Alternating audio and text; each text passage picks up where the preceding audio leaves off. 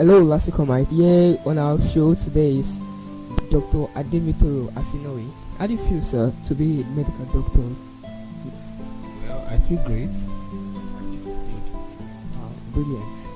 Okay, we have so many questions to ask you. If you were given the privilege to go back to time, what one thing will you change as a medical student?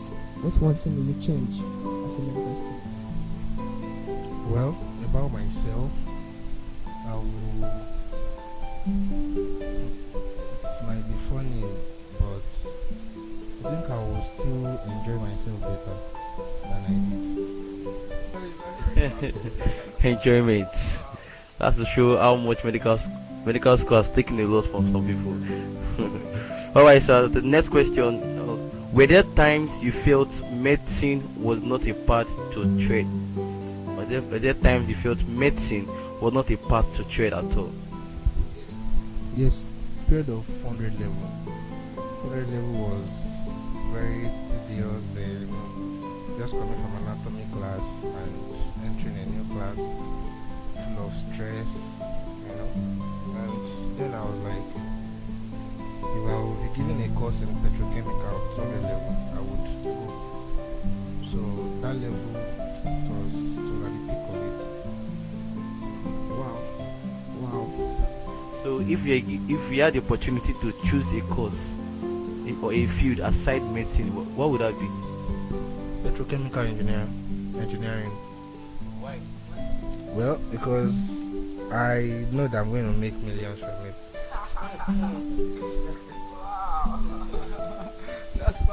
That's powerful. That's really powerful. Petrochemical, Nigeria. Yes, sir. From all our observation, we observe you to be a man of all activities, extracurricular activities. So, would like to hear from the horse's mouth. What are the extracurricular activities you involved yourself in? Okay. I was a cadet from my 100 level days, and I was interested in politics of Lasocom, and I won Best Observer for Lasomsa Senate sittings for 2 consecutive years. And because cadetship will not allow me to do politics, after serving the cadet for 5 years, I resigned voluntarily and felt I could work with Lasomsa in the Senate. So I joined Lasomsa Senate, where I contested for the Lasomsa Senate whip, and I won, and I finished my tenure. I won 2 awards again during my time. Number 1 was the most punctual honorable and honorable of the year. Other things I did was I learned taekwondo in school, which I represented the association in NIMSA Games 2016, and I came first in heavyweight level. I was the first for the Unity guy. I think the picture is still on Lasumsa's Instagram page. Okay, so that's what I did. I learned swimming as a medical student, and I was the sole representative of Lasumsa in Unibank for swimming as well. And as a medical student, I learned how to ride bicycle. I wanted to know how to ride bicycle. I wanted bicycles since I was small, but my parents couldn't get me one, so I just wanted to learn it, and I learned it when I was an undergraduate. Among other things I learned was chess. I learned chess in 100 level, and I'm still playing chess till now, and I'm still learning chess. I learned Latin dance, salsa, bachata, merengue, kizomba, tango, all in Lasocom, and I went further to learn more, and I own my own company that I registered with Corporate Affairs Commission, Topaz Dance International. I trained 2 sets of Lasocomites. I made some cash, but because I wanted to pass on and leave the school, I had to put it on hold. Again, probably I didn't have people to entrust it in their hands. I didn't have trustworthy people from outside that could be taking my classes, and I felt good name is better than gold and silver.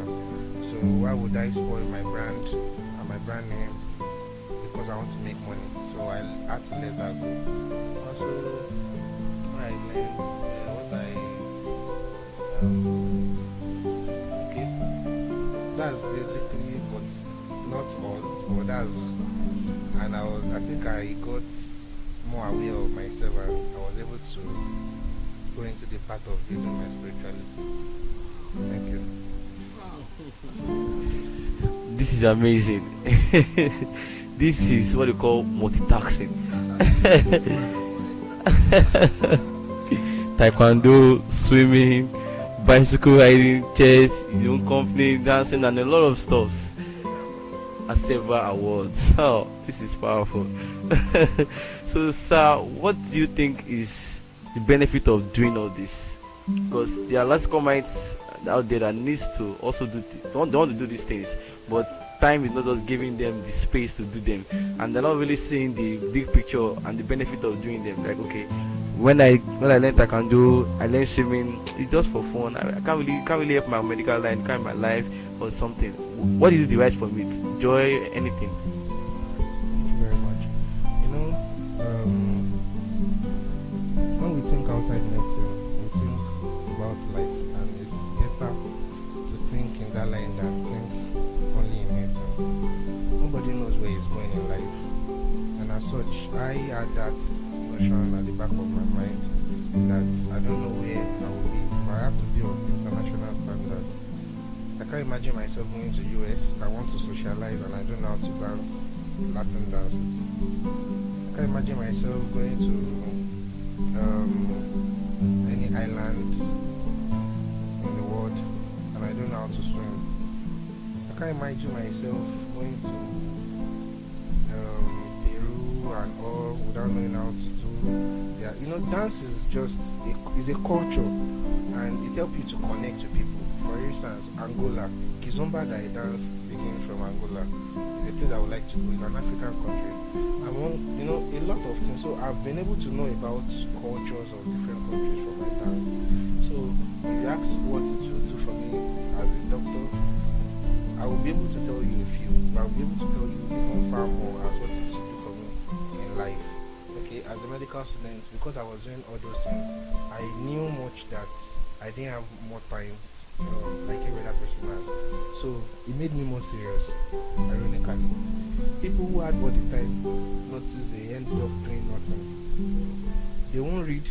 When you come back from class, you will gist with your friends, you will watch football, you will shout in barracks, you will do all those things, you will go and play ball in the evening, and you will notice that time has gone. But for me, I've engaged myself with more constructive things that have built me, and yet when I come back, I have the feeling that everybody has read. Meanwhile, nobody has read. Then I go to read, and I'm at an advantage even over other average students, not the ones that read like every hour.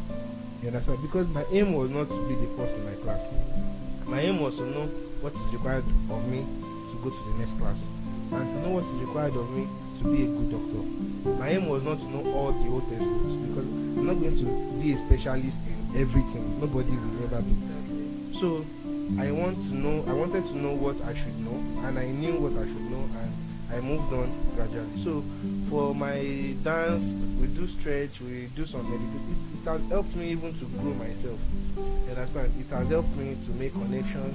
At least some people are aware that my induction, a general came. The general came to honor my induction, and these are people I met, or these are people that the social skills within me linked us up and made me sustain the relationship with them for a year plus. Because if there was no continuous relationship, we wouldn't have been able to come. And such a man told me that he's ready to mentor me throughout medical practice.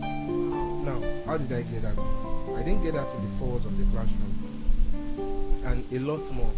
I play chess. I've been able to attribute chess to life, and it has helped my thinking.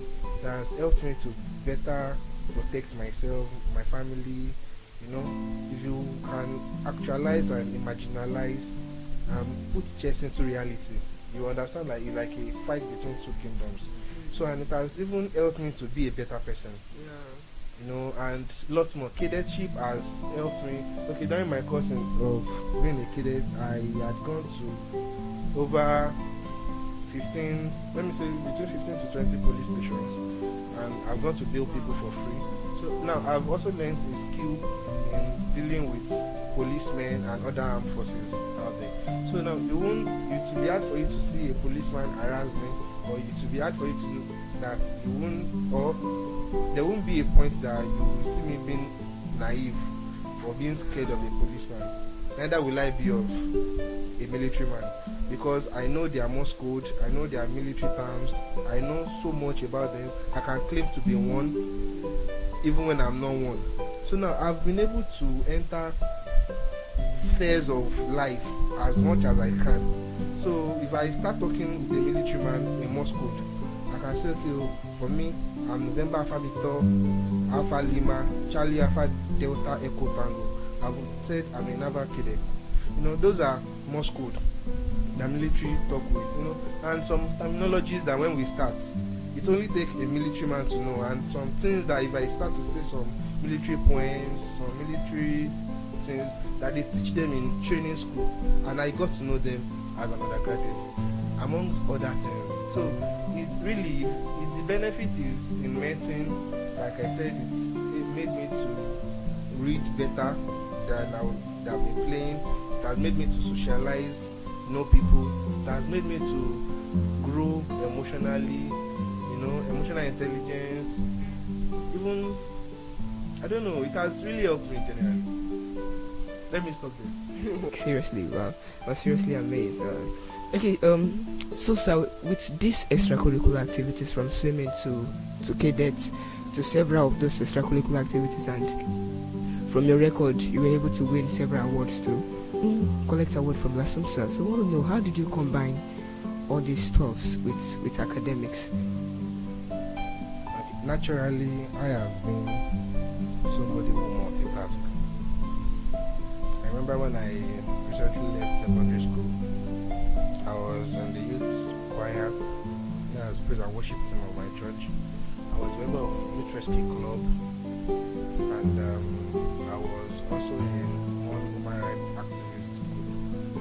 And the meetings of about 2 or 3 of the organizations I was into were on Fridays, and I had to shuttle around everything and still happen to come very early, even if they're forced to get to all of them. Now, if you will say something, I had much responsibilities and I did fantastically well in all of them. Reason because I know I'm committed here. That prompts me to go early to that place, and when I get there, I will be the first person to be there.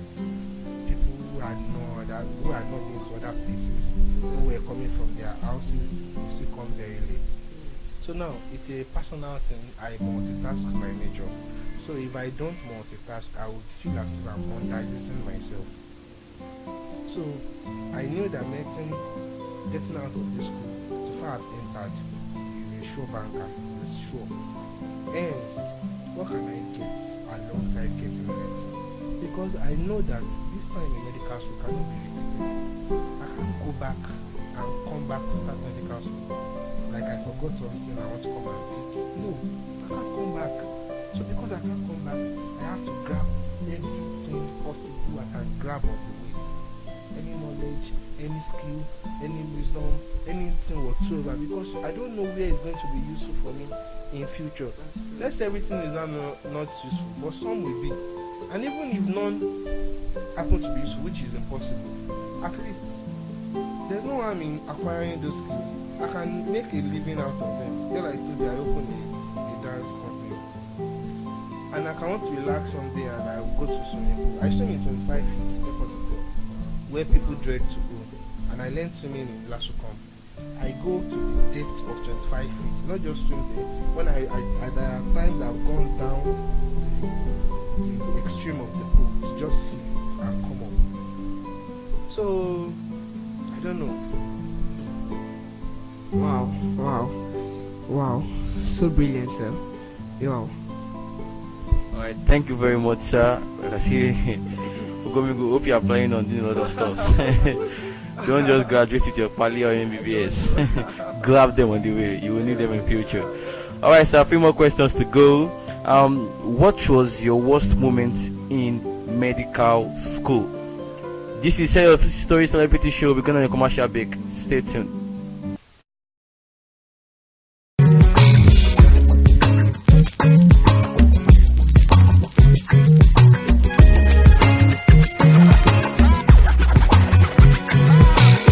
Just as the other day, I was talking to the weatherman about today. I know all he could say was no one knows tomorrow. See, I can read the weather child, I can tell my beauty where before the sun will shine. But that's as far as my guess goes, 'cause no one knows tomorrow. No one knows tomorrow. Time it wasn't need to go to war. All the kidding just to settle someone else's score. But the future isn't even sure. No one knows tomorrow. So we can study history and philosophy and places ideology. But tomorrow's a mystery. No one knows tomorrow. No one knows tomorrow. No one knows tomorrow. No one knows tomorrow.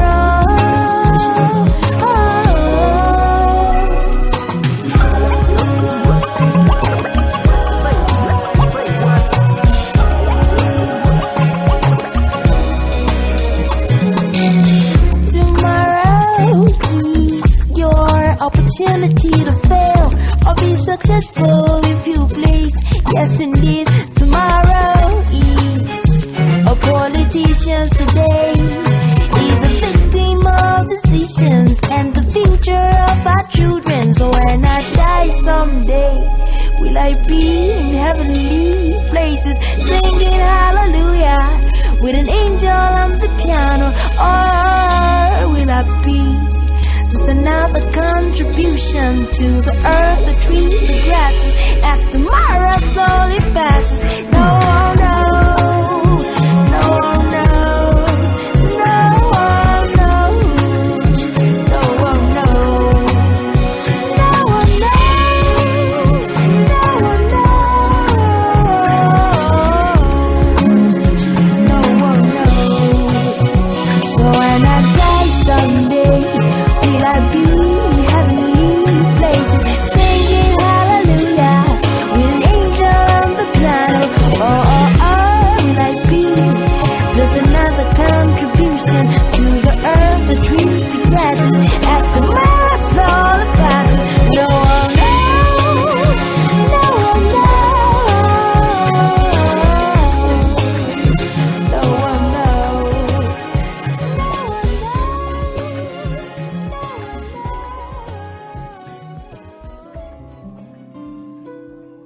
This is Share Your Story Celebrity Show, and we have Dr. Afinowi on the show. So question now, what was your worst moment in medical school? This is a question I really don't like to say or to answer rather, because I will mention someone's name. I really don't have much close people to me, and I took one of my colleagues as friend and as a friend, and every time he hurts me, like, he makes me cry. When I say hurts, emotional, he hurts me emotionally, I don't know how to describe it better. So because of the trust, the love, and he ends up betraying almost every time, and I have this genuine love for this person, so hence I do all I do out of genuinity of heart and no string attached. But most of the times they try to outsmart me, and some older students will understand, especially those in politics, they will know what I'm talking about. So let me not mention his name. Well, we understand it's quite similar to everyone. Everyone has one worst moment or the other. So now we'll be going to the most beautiful part of it. What is your best moment? Well, maybe the moment of Agbami Alat 200k. Oh, thank you very much, Dr. Afinowi. Agbami Alat. Alright, sir, just 2 more questions to go. We know you to be a man that won a lot of awards in the Senate, in the Lasumsa. What is your word for this, for the House of Senate? What's your word for the senators? What's your word for those that are going in there? What's your word for those that are in there already? Well, my words for the House, that's the Senate, Lasumsa Senate, is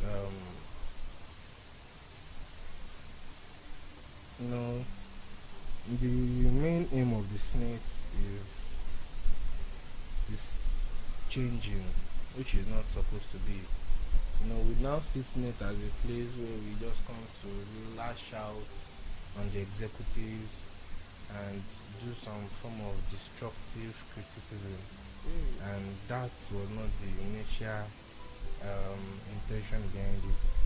It's supposed to be a place where you check the activities in a constructive manner. The Senate of nowadays is the one where there is ego and superiority between one wants to claim superiority over the other between the Senate and the Executive Council. And it's also a place where seniority is no longer respected.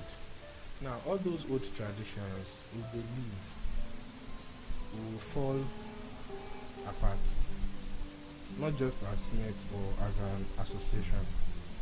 My advice to the House is we should love one another, we should respect one another, and you should respect your senior, most importantly, because your senior is your senior.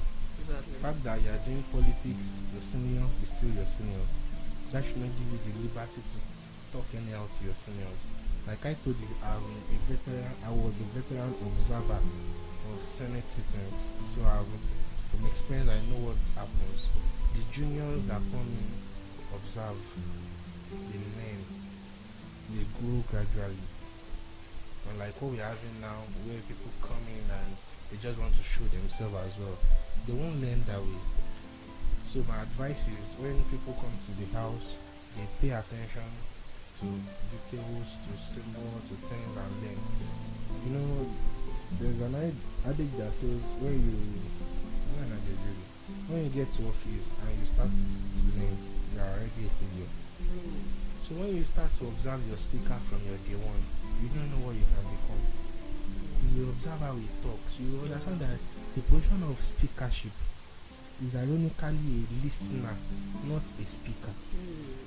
Because there are many honorables in the House that want to voice their opinion. Now, if they are talking and the speaker is also talking, please, when will they not finish sitting in 12 hours? Who will listen to who? A speaker is supposed to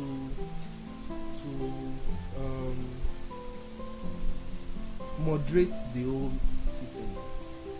And if the speaker is the one also having to talk, it won't go well. So now, the speakers, you should observe your speaker, observe the flaws, observe the strengths, copy the strengths, leave the flaws, in that way we will produce better quality leaders in future. When you can start observing from that stage. The deputy speaker, you want to observe.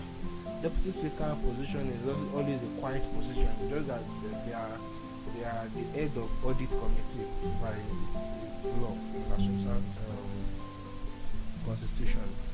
Aside that, they really don't have much. You can observe your own deputy speaker and also try and see if you can write bills for that office to get it more functional. Observe your scribe. See the way he reads minutes. You don't know where you are going. See the way he writes everything. Just observe him. Observe your whip. Check the way he carries the nails. where you point the next to. Those things matter because immediately election starts, nobody will be there to mentor you. Then you start to learn. You won't know what to do just because you didn't learn well. And when we were supposed to learn, maybe you were talking at your seniors and all because you felt it was we are all equal here, you know, and that is the illusion where people will not learn. Okay, and my advice for honorables to executive council member is you don't have to fight. Once you notice anything or you have, because there's always letter for sitting, called to sitting to every honorable before time.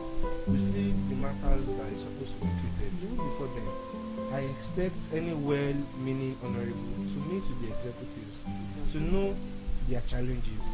I expect the executives to equally meet with the Senate when they are in doubt, because these are people that will crucify you. These are people that will bail you. So if you don't meet with them and you guys don't work hand in hand, there's no way we will progress. Because if the Senate arm and the executive arm is in one accord, if they are one, the Congress has no choice but to listen to them. But most of the times, they bring unresolved issues to Congress, and Congress men and women just lash out at them, rubbish them, and all. So we can work better by leaving our prides and being together, having one common goal to get a better Lasumsa. Another, I will end on this last point. Another thing is politics. People don't understand that after politics or after election comes governance. So now, election differences should not affect governance. Some people will bring their grievances from the days of campaign elections into governance, and it will make the association grow. And some people will be practicing some destructive criticism. Some people just want the association, because of the person that is the leadership of it, to go down. You know, so what we should do is, once there's like US, whether you're a Republican or you're a Democrat, independent, whatever you are, as soon as governance starts, have you ever heard Hillary Clinton talk ill about Donald Trump? No. But during the election time, you were hearing them throwing banters at each other. But after governance starts, everybody supports who the presidency is. And that's how it should be in Lasumsa. So we will be able to move forward. Nothing even stops the president from bringing his counterparts, his opponents, into his administration to head some strategic things. In that way, all his boys, everybody have their loyalists. They will also be forced to come and work. So when we lose in politics, we should not feel bad. We should not feel that's the end of the world. We should not feel we don't want to participate in the activities of, let's say, like some people have done in the past. You know, it should even be a blessing in disguise, because that means there are greater things for you. So let me just stop there. Thank you very much, Dr. Afinowi. This is a very wonderful. I've gotten a lot from you. I've learned a lot from you, and I'm sure lots of comments out there are really going to learn from this concerning the Senate House, the honorables, the executive. Love, respect, observation. We need to observe. We need to learn things. We need to know how things are being done in the house. Thank you very much, sir. And also told us today that we should be exposed. We should go beyond the four corners, the four walls of Lagos State University College of Medicine. We should go beyond that. We should be exposed, because this will bring connection. This will bring out the best of you. You also learn to enjoy life better.